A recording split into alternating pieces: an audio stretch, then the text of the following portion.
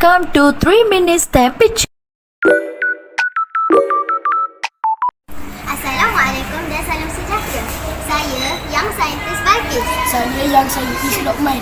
Saya yang saintis Uten. Saya yang saintis Amani. Pada hari ini kami akan membuat pembentangan tentang magnet.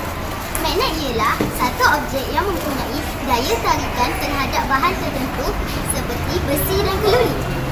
Magnet juga mempunyai banyak kegunaan dalam kehidupan seharian. Contohnya, magnet digunakan dalam kompas untuk menunjukkan arah. Contoh objek yang boleh ditarik oleh magnet. Dan ini ialah contoh objek yang tidak boleh ditarik oleh magnet.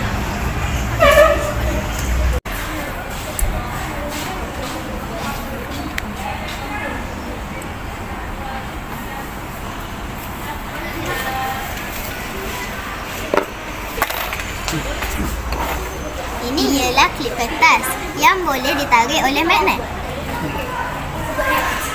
Dan ini ialah plastik dan dia tidak boleh ditarik oleh magnet. Kesimpulannya, magnet sangat berguna dan memainkan peranan penting dalam membantu manusia dalam pelbagai aktiviti harian. Thank you for watching.